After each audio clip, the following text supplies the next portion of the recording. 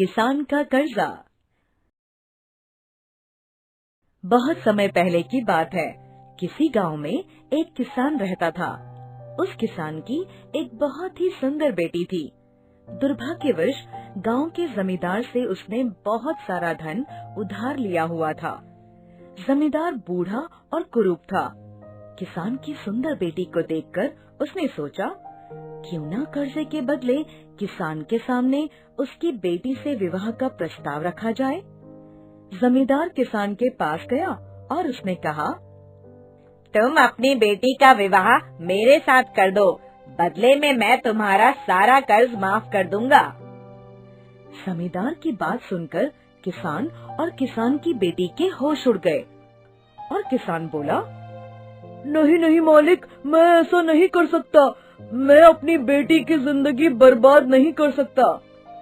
तब जमींदार ने कहा, तो फिर मुझे मेरा पैसा आज ही वापस कर दो और अपने कर्ज से मुक्त हो जाओ।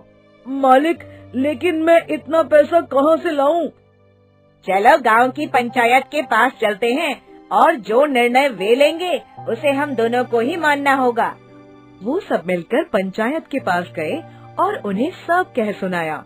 उनकी बात सुनकर पंचायत ने थोड़ा सोच विचार किया और फिर सरपंच ने कहा, ये मामला बड़ा उलझा हुआ है, अतः हम इसका फैसला किस्मत पर छोड़ते हैं। जमींदार सामने पड़े सफेद और काले पत्थरों के ढेर से एक काला और एक सफेद पत्थर उठाकर थैले में रख देगा। फिर लड़की बिना देखे उस थैले से एक पत्थर उठाएगी और उस आधार पर उसके पास 3 विकल्प होंगे। 1, अगर वो काला पत्थर उठाती है तो उसे जमींदार से शादी करनी पड़ेगी और उसके पिता का कर्ज माफ कर दिया जाएगा। 2, अगर वो सफेद पत्थर उठाती है तो उसे जमींदार से शादी नहीं करनी पड़ेगी और उसके पिता का कर्जा भी माफ कर दिया जाएगा।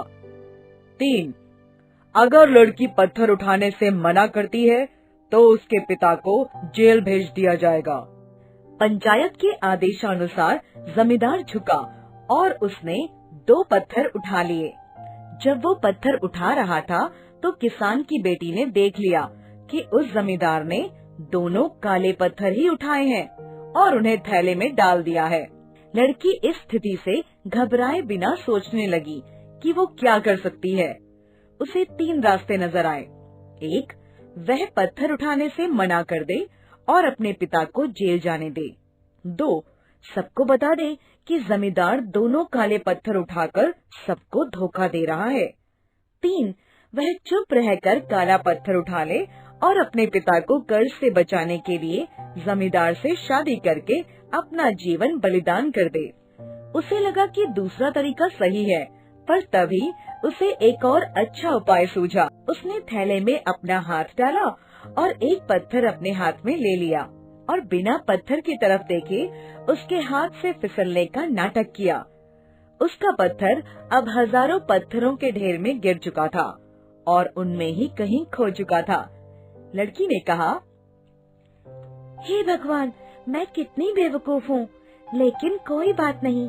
आप लोग थैले के अंदर देख लीजिए कि कौन से रंग का पत्थर बचा है, तब आपको पता चल जाएगा कि मैंने कौन सा पत्थर उठाया था जो मेरे हाथ से गिर गया।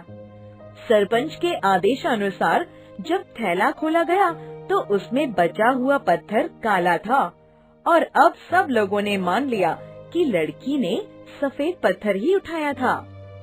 इस पर सरपंच ने कहा, मित्रों, अब सब कुछ आपके सामने है। किस प्रकार इस बात का फैसला किस्मत ने किया।